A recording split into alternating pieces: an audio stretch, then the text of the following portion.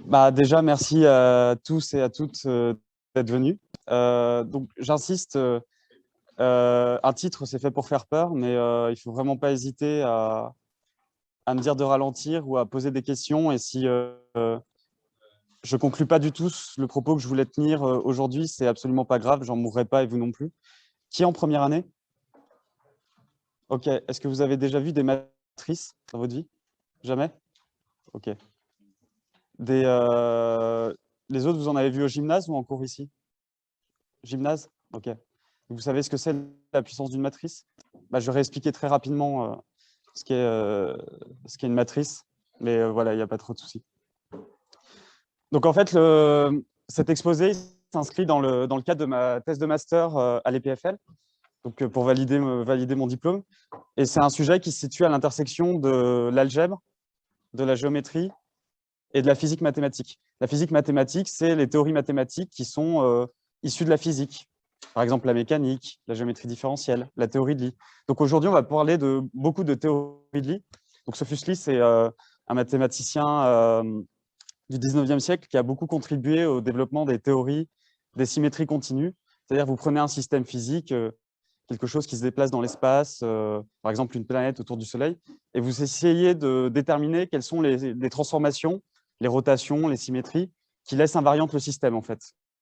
Et Sophus Lie, c'est celui qui a contribué, un des premiers à avoir contribué à la formalisation de tout ça.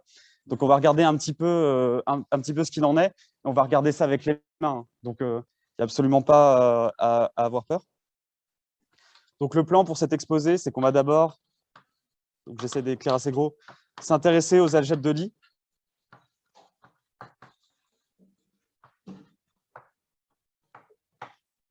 Donc, l'algèbre de Lie, c'est typiquement quelque chose qui fait, dont le terme paraît très pompeux, mais dont la définition se révèle assez décevante, voire rebutante. Non pas parce qu'elle est compliquée, mais parce qu'elle paraît totalement inintéressante, mais on va voir qu'elle n'est pas tant que ça. Donc, on va commencer par s'intéresser à ça. Dans la deuxième partie, on va parler de nilpotence. Donc, qu'est-ce que ça veut dire, nilpotence? On va voir que ce n'est pas un phénomène très mystérieux. Et quelque chose qu'on appelle la forme de Jordan. Alors, pour les Français, Jordan, c'est Camille Jordan, c'est un mathématicien polytechnicien, je crois, qui vient de la région lyonnaise. Donc, voilà, cocorico. Il y a un mathématicien français dans le lot. Et dans la troisième partie, qui sera du bonus, c'est si je ne vous ai pas tué ici ou ici, on essaiera de voir encore plus compliqué que les deux premières parties. Donc, mais là, c'est vraiment, ce sera vraiment si on a survécu. Donc, la troisième partie, ce sera la généralisation des deux premières aux sous-algèbres. Et attention, dernier gros mot, semi-simple.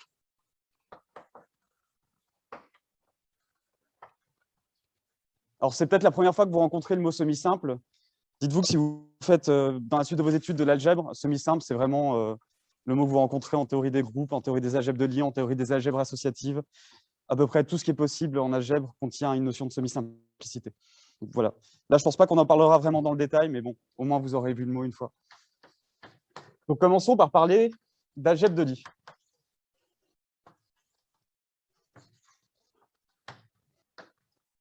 Donc, tout ce qui va se faire ici, ça se fait sur le corps C, le corps des nombres complexes. Alors là encore, pas de panique, c'est juste pour rendre des théorèmes vrais. En tout cas, moi, je sais qu'ils sont vrais là. Mais dans la pratique, on aurait pu mettre R et on n'aurait pas vu la différence. D'accord? Mais souvent, les algébristes, ils aiment bien travailler sur le corps C parce qu'il est ce qu'on appelle de caractéristiques nulles. Ajouter une infinité de fois un nombre non nul, ça ne retombe jamais sur 0. X plus X plus X plus X, ça ne retombe jamais sur 0. Et il est ce qu'on appelle clos algébriquement. C'est-à-dire que vous prenez n'importe quel polynôme non constant, il s'annule quelque part. Et ça, ces deux propriétés, ça rend l'algèbre linéaire extrêmement efficace. C'est pour ça qu'on travaille là-dessus, mais encore une fois, ça n'interviendra pas tant que ça. Les algèbres de Lie, c'est quelque chose qui s'exprime naturellement dans le cadre de la théorie des matrices. Donc les matrices, si vous ne savez pas ce que c'est, ce n'est pas très grave, mais en gros, une matrice, ici une matrice carrée, c'est un tableau de nombres.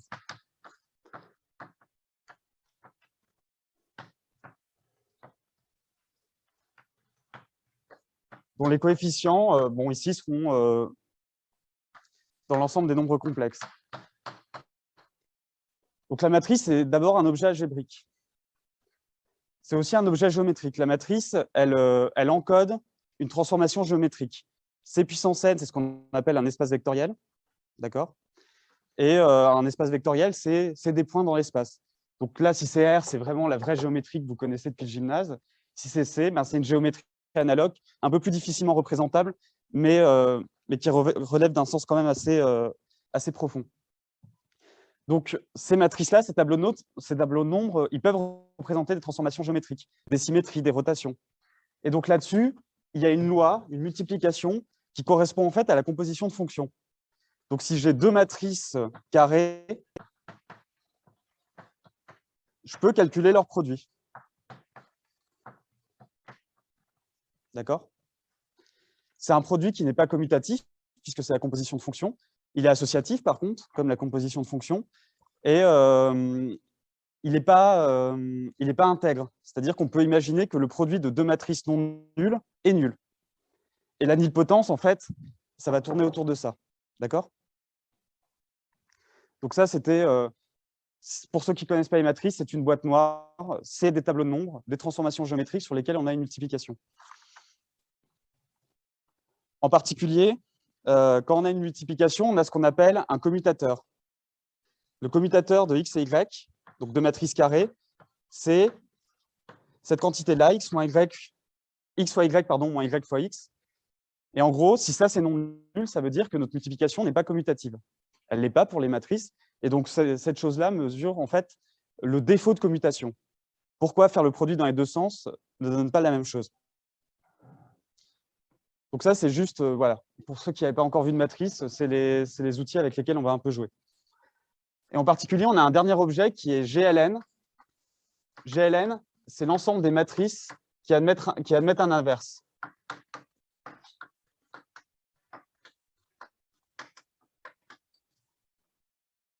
Donc, dans l'ensemble des matrices, il y a une unité, un élément qui joue le rôle de 1, et l'ensemble des matrices inversibles, c'est l'ensemble des matrices qui admettent un inverse, c'est-à-dire quelque chose qui jouerait le rôle de 1 sur x, mais qui est une matrice aussi. Donc voilà, ça c'est pour les outils. Désolé pour ceux qui connaissaient déjà les matrices. Maintenant, passons peut-être à des choses. Qui a déjà vu des algèbres de Lie dans la salle? Ok, évidemment. Bah voilà. Alors on va sur des choses nouvelles, pardon. N'hésitez pas à me donner régulièrement le temps qui me reste parce que je ne regarde pas du tout ma montre. 35 minutes. Ouh là là. Donc, dans la théorie de Lie, on rencontre deux objets. On a d'abord ce qu'on appelle les groupes de Lie, dont on ne va pas parler, qui correspondent en gros à des symétries dans un système. Donc, par exemple, les rotations autour d'un axe, elles forment un groupe de Lie. Les rotations dans l'espace, elles forment un autre groupe de Lie. Donc ça, c'est un objet vraiment fondamental en physique mathématique. C'est très important quand vous avez un système d'essayer de déterminer quelles sont ses symétries, parce que les symétries d'un système permettent de simplifier son étude. Vous savez que vous pouvez réduire le nombre de degrés de liberté s'il y a des symétries dans votre système. Si vous, en faisant un tour sur vous-même, vous obtenez le même système, ben, on peut supprimer l'angle. On n'a pas besoin de le prendre en compte. On sait que pour tout angle, ça sera pareil. Donc ça, c'est les groupes de Lie. Nous, ce n'est pas l'objet qui va nous intéresser. L'objet qui va nous intéresser, c'est les algèbres de Lie. Les algèbres de Lie, elles sont liées au groupe de Lie. Elles représentent elles aussi des symétries, mais ce qu'on appelle des symétries infinitésimales.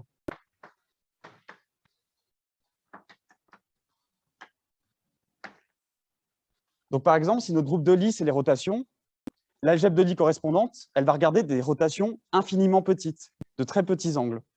Donc, en fait, ce qui lie les groupes de Lie aux algèbres de Lie, on va revenir dessus très légèrement tout à l'heure, c'est une notion de dérivation. L'algèbre de Lie, c'est en quelque sorte, au sens usuel du terme, dérivée, taux d'accroissement, etc. Le lien entre groupe de Lie et algèbre de Lie, c'est que l'algèbre de Lie, elle s'obtient par un processus de dérivation, de différenciation, à partir du groupe de Lie. Pour l'instant, tout va bien. Qui a envie de se jeter par la fenêtre? Non, c'est bon. Donc voilà, nous, c'est cet objet-là qui nous intéresse.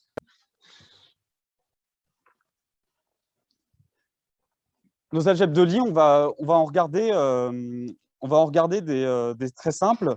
c'est ce qu'on appelle les algèbres de Lie linéaires. Une algèbre de Lie linéaire,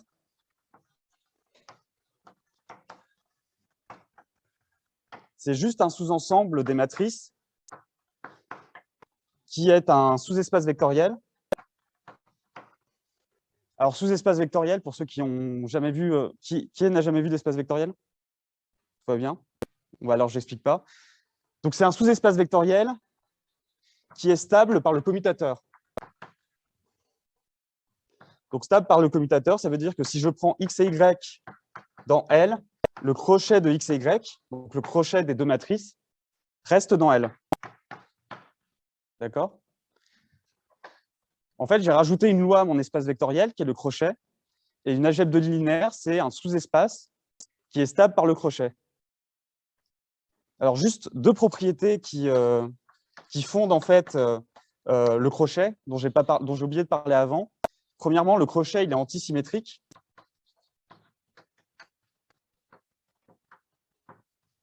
C'est évident vu la définition. Si j'inverse mes deux termes, ça met un signe moins. Et le deuxième, c'est qu'il vérifie une relation qui s'appelle la relation de Jacobi. Alors, Jacobi, c'est un peu moche, mais ce n'est pas très grave. Si vous prenez un crochet de cette forme-là, vous prenez deux éléments x et y, vous prenez le crochet, et vous faites son crochet par un troisième élément, et ensuite, vous permettez cycliquement ces éléments.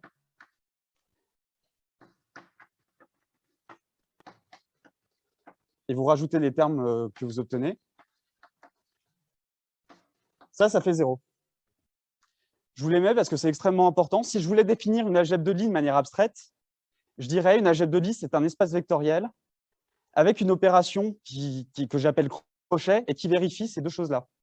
D'accord? Donc ça, si je veux définir des algèbres de Lie, ce qu'on appelle de manière intrinsèque, je prends ces deux axiomes-là, qui sont vérifiés par le commutateur. Est-ce que vous voyez des exemples d'algèbres de Lie? Est-ce que vous en imaginez? Non. On va en voir quelques-uns alors. Vous savez ce que c'est la trace d'une matrice? C'est quoi la trace d'une matrice? La somme des éléments de la diagonale. Si je prends deux matrices dont la trace est nulle, qu'est-ce qui arrive au commutateur des deux matrices? Est-ce que cette trace est nulle ou pas?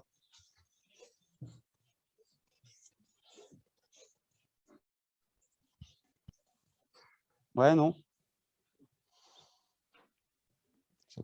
En fait, pour tout couple de matrices, la trace du commutateur est nulle. D'accord? Donc ça, c'est un petit lemme. Quel que soit xy appartenant à Maten, si vous calculez la trace du commutateur, donc la trace, c'est la somme des coefficients sur la diagonale, ça va toujours faire 0. Et pour ceux qui n'ont pas vu encore la trace et les propriétés, c'est quelque chose qui paraîtra évident quand vous l'aurez fait, mais sinon, ce n'est pas très grave. Donc en particulier, l'ensemble des matrices de traces nulles, qui est un sous-espace vectoriel, c'est aussi une sous-algèbre de Lie. Donc faisons une liste d'exemples. Le premier exemple d'algèbre de Lie, c'est ce qu'on appelle GLN en petite écriture. Donc ça, c'est juste l'ensemble des matrices auxquelles je rajoute le commutateur, et ça, c'est une algèbre de Lie. Le commutateur de deux matrices, c'est une matrice. Donc ça, c'est une algèbre de Lie.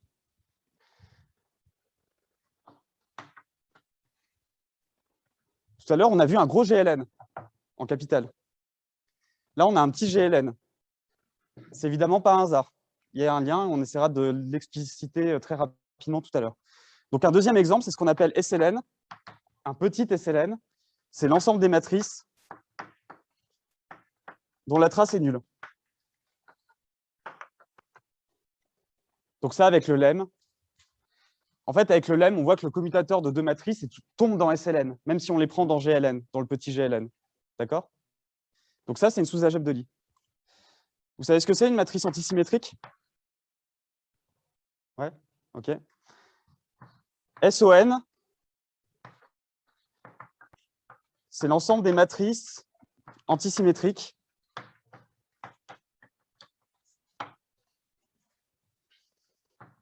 Une matrice antisymétrique, c'est si je prends les coefficients et que je prends leur symétrique par rapport à la diagonale, j'obtiens moins la matrice. Bah ça, c'est aussi une algèbre de Lie. J'ai un quatrième exemple que je ne vais pas expliciter, qui s'appelle petit sp2n, qui est ce qu'on appelle l'algèbre symplectique. Donc pour ceux qui feront un jour de la géométrie différentielle, c'est quelque chose qui apparaîtra assez naturellement. Ces trois algèbres de Lie-là, petit sln, petit son, petit sp2n, c'est ce qu'on appelle les algèbres de Lie simples. Elles sont liées au semi-simple de la troisième partie. C'est ce qu'on appelle les algèbres de Lie simples régulières. En gros, elles sont facilement descriptibles en termes d'ensemble de matrices, et en plus, elles ont un rôle de brique de base dans la théorie des algèbres de Lie. Il y en a d'autres, des algèbres de Lie simples, qu'on appelle exceptionnelles, qui sont assez difficilement descriptibles. Et en fait, les gens les ont découverts un peu par hasard en essayant de trouver toutes les algèbres de Lie simples. Ils n'avaient pas idée de leur existence avant d'avoir une liste en fait, par des moyens un peu détournés. Ils ont vu qu'elles apparaissaient. Mais celles-là, c'est, on va dire, des objets qui apparaissent naturellement quand on part des groupes de Lie et qui apparaissent aussi naturellement quand on fait de l'algèbre linéaire. Les matrices antisymétriques, vous en verrez forcément dans un de vos TD quand vous étudierez la transposée. Pour ceux qui connaissent le produit vectoriel, si vous prenez R3 muni du produit vectoriel, vous avez vu le produit vectoriel en physique, ça, c'est aussi une algèbre de Lie. C'est-à-dire que la croix, elle vérifie l'identité de Jacobi. Et en fait, c'est une algèbre de Lie qui est isomorphe, pour ceux qui arriveraient à savoir ce que ça veut dire, à SO3 muni du crochet.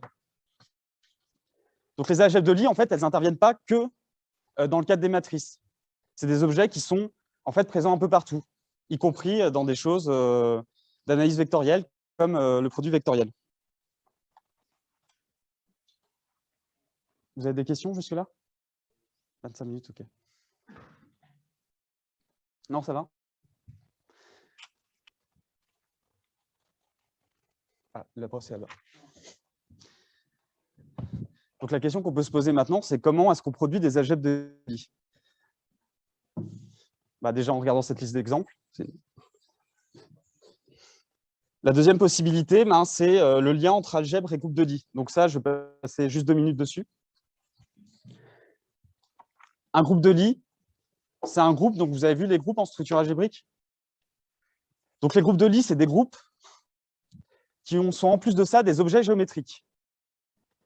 Donc par objet géométrique, j'entends des courbes, des surfaces. Le cercle, par exemple, c'est un groupe. Vous additionnez des angles, ça vous fait une structure de groupe. Le tore, donc le donut vide, c'est aussi un groupe qui en fait correspond au produit de deux cercles. Vous faites tourner un cercle autour d'un autre cercle, ça vous donne un tore. Donc ça, c'est des groupes de Lie. C'est à la fois des structures géométriques, des variétés, ce qu'on appelle des variétés différentielles, et des groupes. Donc un ensemble avec une multiplication stable, inversible, associative, etc., etc. Donc un groupe de Lie, c'est quelque chose qui a les deux à la fois. Égale groupe plus géométrie.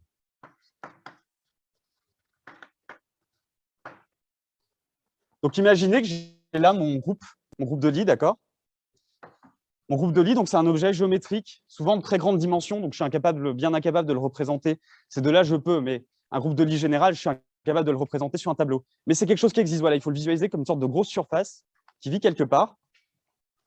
Et dans ce quelque part, il y a l'élément identité, l'unité de mon groupe. D'accord? J'ai un chemin là-dedans qui se déplace. J'ai un petit bonhomme qui vit dans mon groupe et il se déplace à une certaine vitesse. Et notamment, il a une vitesse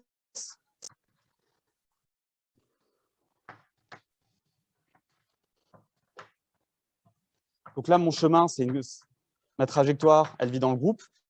Et quand j'arrive à l'identité, quand mon petit bonhomme il arrive à l'identité, il a une vitesse petit x. D'accord?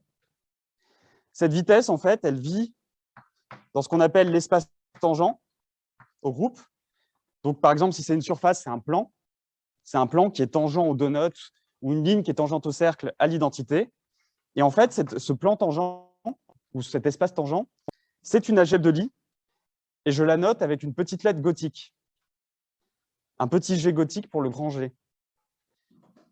Et donc, en fait, bon, c'est plus au tableau, et tout à l'heure, j'avais introduit un petit SON, un petit SLN, un petit SPN, et ils sont encore là, pardon, et ils proviennent tous en fait d'un groupe de Lie. Par ce processus de dérivation, je me suis déplacé dans un gros SON, je me suis déplacé dans un gros SLN, ou je me suis déplacé dans un SP2N avec une majuscule. À un moment donné, j'ai eu une vitesse quand je suis arrivé à l'identité, et cette vitesse-là, en fait, vit dans ces algèbres de Lie. Et donc, c'est ça le lien, en fait, entre les deux. Donc, quand je me déplace dans ce groupe, c'est des symétries qui varient. Je suis en train de faire varier un angle, quelque chose comme ça. Et quand je regarde mes vitesses, quand je regarde les choses tangentes, je regarde des toutes petites variations de ces transformations-là. C'est compliqué, hein, et puis en plus, là, c'est de la soupe. Mais c'est en gros l'idée qui relie les groupes de Lie, donc les vraies symétries, aux algèbres de Lie qui sont là. Et c'est pour ça que ces objets-là apparaissent naturellement, en fait. Parce que les rotations, c'est des choses naturelles quand on regarde des objets dans la nature. Symplectique, c'est déjà un peu moins naturel, mais ça l'est quand même un peu aussi. Mais voilà, c'est des choses qui ne tombent pas du ciel. Et j'ai une bonne nouvelle, je crois que j'ai fini la première partie. Donc, est-ce que vous avez des questions avant qu'on passe à la partie nilpotence? Ouais? Pardon? Ouais, on a... bonne question.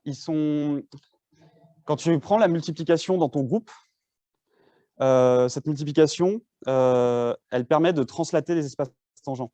En gros, tu prends un élément, tu prends son espace tangent, et en fait, tu peux faire glisser l'algèbre de Lie par multiplication jusqu'à l'espace tangent au point qui n'est pas l'identité.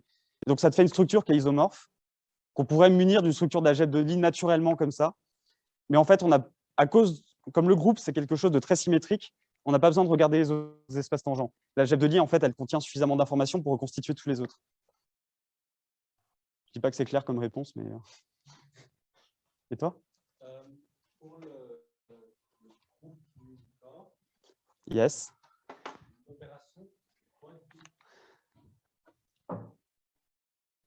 Bonne question. Le tore, il y a deux cercles. Il y a celui-là, donc il y a un premier angle qui décrit ce cercle-là, et il y a celui-là. Donc la multiplication, c'est juste, j'ajoute un angle à un angle et un autre angle à un autre angle. J'ai un couple d'angles, en fait. Ah, mais c'est passer du cercle tore, c'est le produit cartésien. Exactement. Et ce qui est merveilleux, c'est que le produit cartésien de deux cercles, en fait, il a une représentation géométrique assez jolie, qui est juste pseudonode. Mais c'est juste une façon de le visualiser. On pourra le visualiser autrement.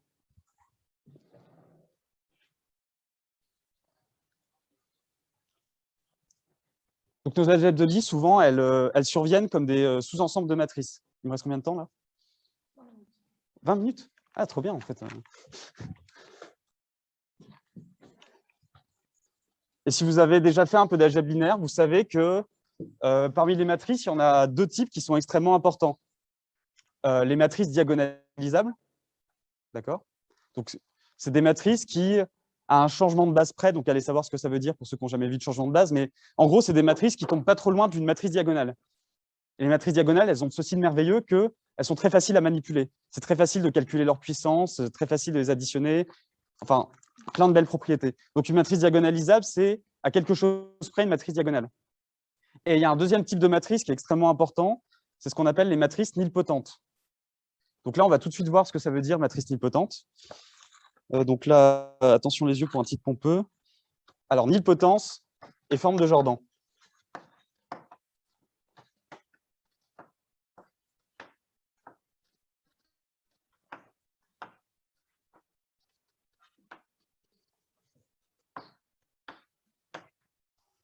Donc, vous vous rappelez, tout à l'heure, j'ai dit, mon ensemble de matrices carrées, il y a une multiplication dessus. Et j'ai dit aussi que cette multiplication n'était pas intègre. Ça veut dire que le produit de deux éléments non nuls peut être nul. La question que je peux me poser, c'est je prends un élément et je calcule ses puissances successives. L'identité, x, x au carré, x au cube, x quadratique, etc. Est-ce que cette suite de puissances, au bout d'un moment, va atterrir sur 0? C'est ça la question de la nilpotence. Donc, si x était un nombre réel, ça, c'est impossible, sauf si x est 0. Pour les matrices, en fait, c'est quelque chose d'assez fréquent. Et c'est ça qu'on va regarder. Donc, définition. Une matrice X est nilpotente s'il existe un entier naturel K plus grand que 1, tel que la puissance Km de X est égale à 0. Donc la nilpotence, c'est juste ça. Ça paraît pas forcément très intéressant comme chose à regarder, mais en fait, ça l'est pour pas mal de raisons. Vous verrez un jour probablement quelque chose qui s'appelle la décomposition de Jordan, donc toujours le même monsieur, qui en gros dit qu'une matrice, c'est toujours la somme d'une matrice diagonalisable et d'une matrice nilpotente dont le crochet est égal à 0. Donc ça permet en particulier d'étudier pas mal de choses, de faire de la dynamique. Les matrices, elles interviennent beaucoup, par exemple, dans la résolution des équations différentielles, dans l'étude de suite au cours du temps. Et savoir qu'on a ces deux matrices-là, la nilpotente et la diagonale, ça peut aider à comprendre le comportement en temps long de ce genre de système. En l'occurrence, pour nous, ouais.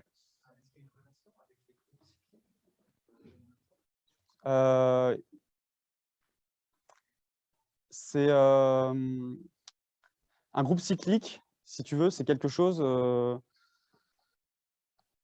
Enfin, il y a un lien, puisque un groupe cyclique, on a la puissance, on a une certaine puissance, on retombe sur l'identité. Donc, c'est une notion qui ressemble, mais sauf que là, on mélange deux choses.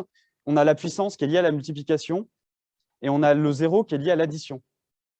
Donc, la nilpotence, c'est une notion propre aux anneaux. Donc, quand on a une addition, une multiplication. Mais c'est quand même des idées qui sont liées. Si on était resté dans un groupe, on aurait plutôt regardé l'unipotence. Donc, si ici, j'avais eu un 1, ça voudrait dire que X engendrait un groupe cyclique, un sous-groupe cyclique de GLN, mon groupe de matrice inversible. Bonne question, en tout cas. Donc, nous, elles nous intéressent enfin, nous. Moi, je suis un bébé, mais les gens qui ont fait des algèbres de Lie à haut niveau, ça les intéresse, les éléments diagonalisables et les éléments nilpotents, parce qu'ils permettent de comprendre la structure des algèbres de Lie. On en a besoin, enfin, on en a besoin en tout cas, c'est quelque chose de très... Regardez quels sont les éléments nilpotents et quels sont les éléments diagonalisables, ça permet de comprendre comment fonctionnent les algèbres de Lie. Donc nous, c'est pas ça que je vais expliquer aujourd'hui. Je vais partir du principe que ça nous intéresse, en espérant que ça soit réussi, partagé, et je vais essayer de vous expliquer comment on peut les étudier. Donc déjà, on peut voir quelques exemples d'éléments nilpotents. En fait, si vous prenez une matrice diagonale supérieure stricte, c'est-à-dire une matrice triangulaire, il n'y a pas de zéro en dessous de la diagonale, et dont la diagonale est constituée de zéro, ça, c'est une matrice nilpotente. D'accord? Et en fait, ça, c'est, si on veut, l'archétype de toutes les matrices nilpotentes. Toute matrice nilpotente est liée à un triangle supérieur comme ça par un processus qu'on va expliquer un petit peu après, qui sera normalement le moment où, si vous n'avez pas encore décroché, vous commencerez à piquer du nez. En particulier, il y en a une qui va nous intéresser un peu plus que les autres. C'est ce qu'on appelle le bloc de Jordan. Décidément, il est partout, Jordan. Il y a Cartan aussi, qui est un autre Français qui est partout dans cette théorie. Donc, le bloc de Jordan, c'est une matrice qui a que des zéros en dessous de sa diagonale et sur sa diagonale, une sur diagonale de 1 et des zéros partout ailleurs. Et c'est ce qu'on appelle un endomorphisme cyclique. Comme quoi, les cycliques sont partout aussi. Donc celle-là, vous la retenez bien, on va la noter JN, parce qu'elle est de taille n, et ça, c'est ce qu'on appelle le bloc de Jordan de taille n. Pour n égale 1, il ressemble à quoi, d'après vous, le bloc de Jordan? S'il n'y a qu'un seul coefficient, c'est quoi mon coefficient? De quoi? 0. Je veux que ça soit nilpotent, donc la seule matrice nilpotente a un seul coefficient, c'est 0. Une matrice a un coefficient, c'est un nombre. Donc un nombre nilpotent, c'est 0. Donc là, on a la notion d'élément nilpotent. Dans mon titre, qui a bien heureusement disparu, il y avait un deuxième mot qui pouvait faire un peu peur, qui était le mot orbite. Ben, il est temps de voir un peu ce que ça veut dire.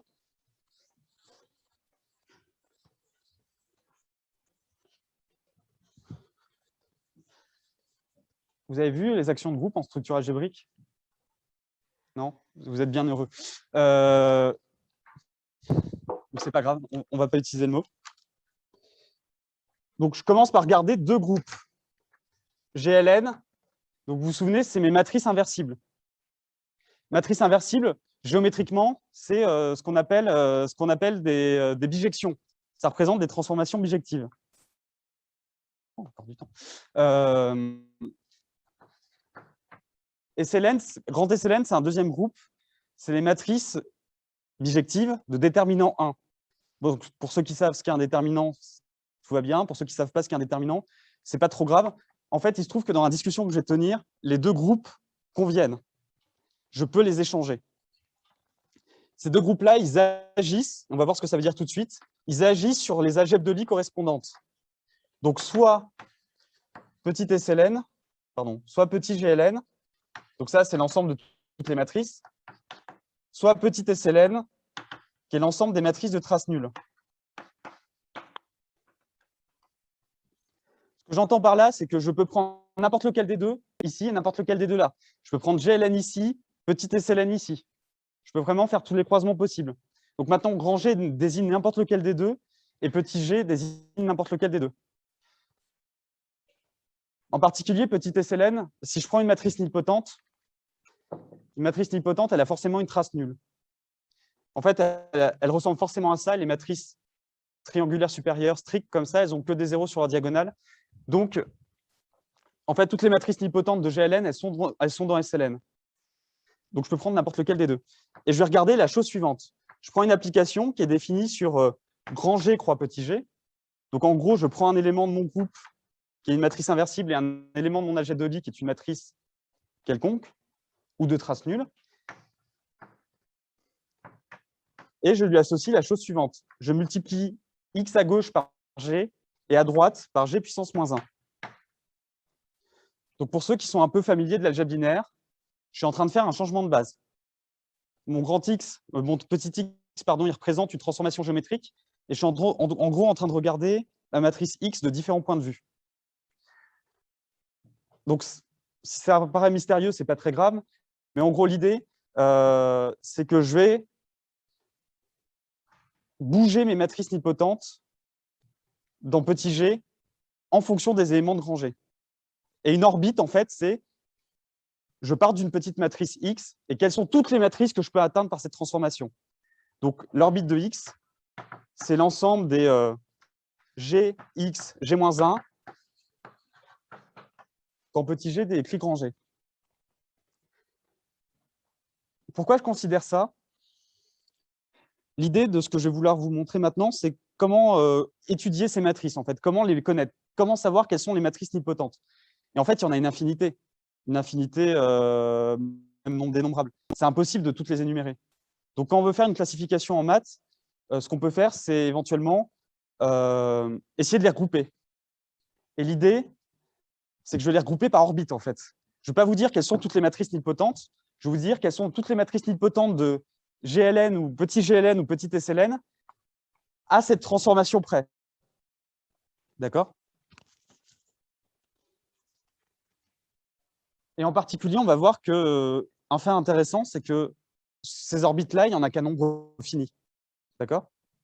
Il y a énormément d'éléments nilpotents, mais si je fais des identifications à cette relation près, si je compte juste les orbites, j'en ai un nombre fini.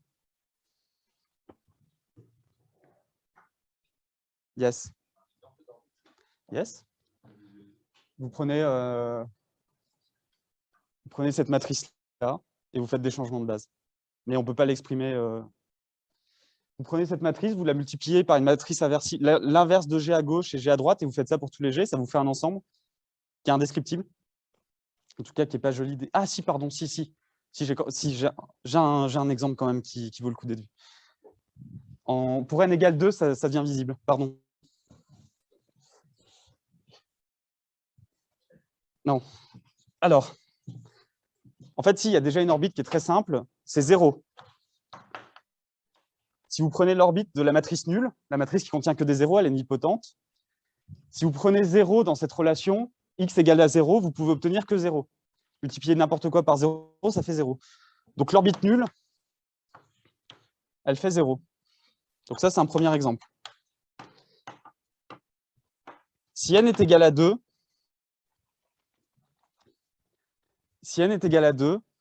et que je me place dans SL2, SL2, c'est l'ensemble des matrices de traces nulles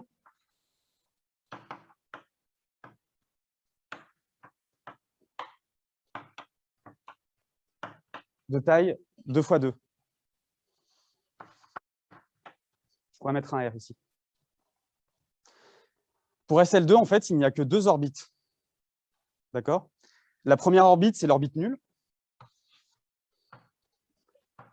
Et la deuxième orbite, c'est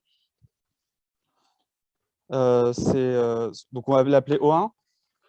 C'est l'ensemble de ces matrices telles que leur déterminant est non nul. Donc ça fait là, cette quantité-là, pardon, x carré plus yz est différent de 0. Ça, c'est les 2 orbites, si je ne dis pas de bêtises. Si vous voyez qu'il y a une bêtise, vous hésitez. Mais en gros, normalement, il n'y a que ces 2 orbites-là. Il y a la matrice nulle et cette matrice-là. Donc, toutes les matrices de traces nulles, mais de déterminants non nuls. Si vous êtes de traces nulles et de déterminants nuls pour de taille 2, ça veut dire que vos 2 valeurs propres ont une somme nulle et, et un produit nul, donc ça fait forcément la matrice nulle. Et si vous êtes non nul, il faut réfléchir un peu. Je ne dis pas que c'est évident comme ça, mais toutes les autres matrices sont dans cette orbite-là. D'accord? Il passe maintenant 5 minutes? Yes?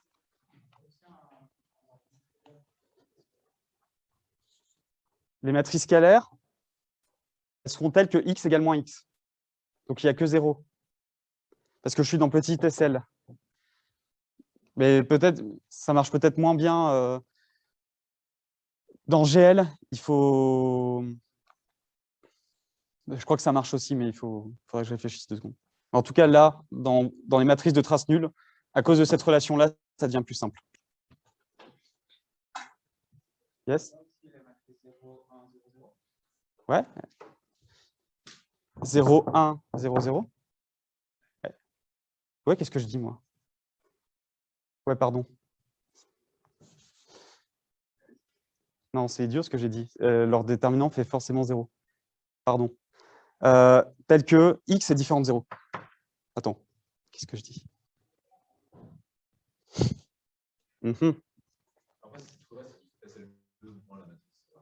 Ouais, c'est juste SL2 moins matrice, oui. Et comment on dit ça joliment? Ouais, c'est toutes les matrices non nulles, quoi. Tel que x fois y fois z est différent de 0. Attends, x... Ouais, non. Donc, c'est l'ensemble de toutes les matrices privées. Désolé.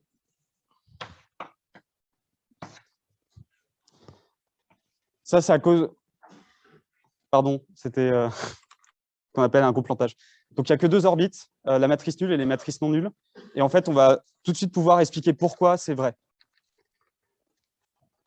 Pourquoi c'est vrai? C'est à cause d'un théorème qui est le théorème de la forme normale de Jordan. J'ai encore perdu ma poste. Allez, là-bas. Qui nous dit en gros que... Ouais. Il y aura des matrices inversibles là-dedans. Attends, petit SL2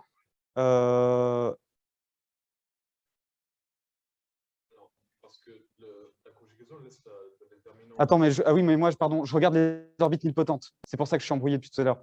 Oui, pardon. Ça, c'est que les orbites nilpotentes. Désolé, je me suis complètement embrouillé. Ça, c'est les 2 orbites nilpotentes. En fait, j'étais en train de... J'étais pas clair du tout dans ce que je disais. Ça, c'est les 2 orbites nilpotentes. Il y a en effet des matrices inversibles dans SL2. Et en fait, les matrices inversibles, elles vont être diagonalisables. Si je ne dis pas de bêtises, il faudrait que je réfléchisse. En gros, les orbites dans SL2, elles sont soit nilpotentes, soit diagonalisables. Soit elles découlent d'une matrice diagonalisable, soit elles découlent d'une matrice nilpotente. Donc ça, c'est juste les 2 orbites nilpotentes. OK? Ça va? Je ne vous ai pas trop embrouillé? Moi, je suis très embrouillé, par contre. Donc, dernière chose, et puis après, on va s'arrêter là, et vous échapperez à la partie 3. C'est donc le théorème qui sert à classifier les matrices nilpotentes.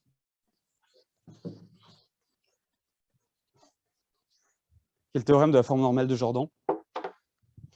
On va voir tout de suite pourquoi il peut y avoir que ces 2 orbites-là.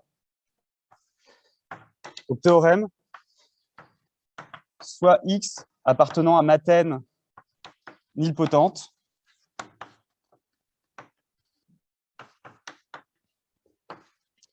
Il existe G appartenant à GLN ou à SLN, les deux vont, tels que G-1, pardon, G fois X fois G-1, c'est la matrice suivante. C'est une matrice diagonale par bloc.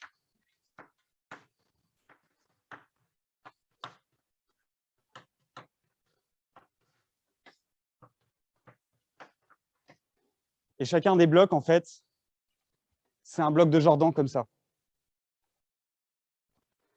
Donc, à conjugaison près, une matrice nilpotente, c'est toujours des petits blocs, c'est des zéros partout, sauf à certains endroits où vous allez avoir des petites matrices avec un 1 sur la surdiagonale. D'accord? Donc, par exemple, ça, c'est une forme de Jordan.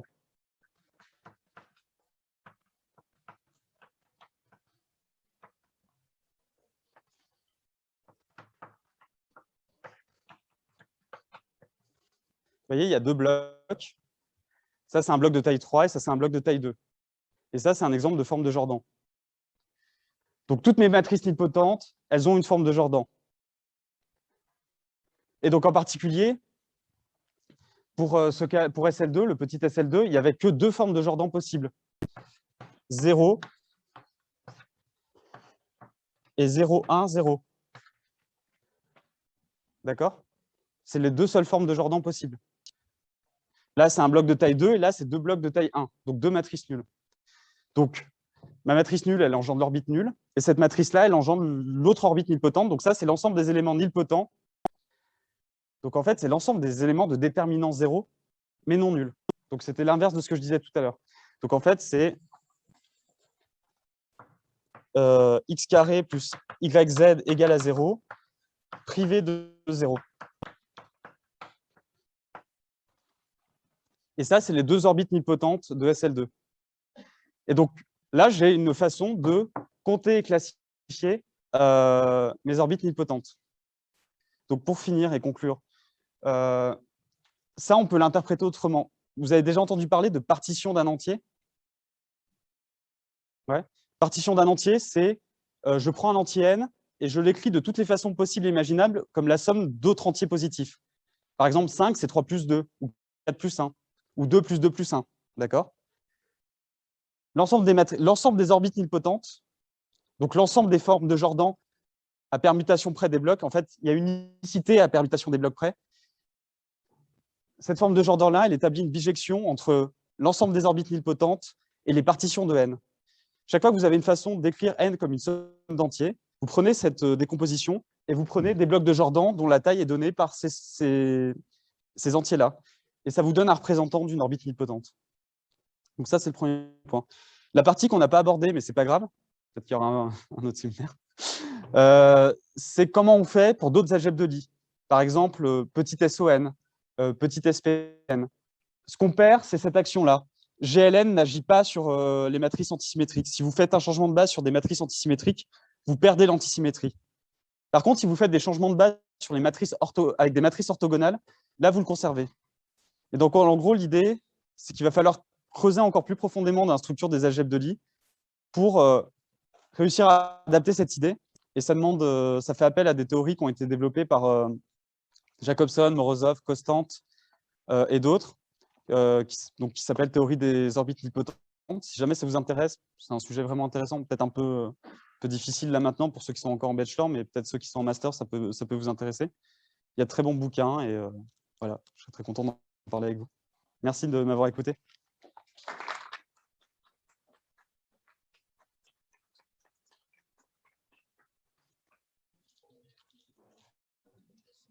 Vous avez des questions encore avant de partir ou... Non?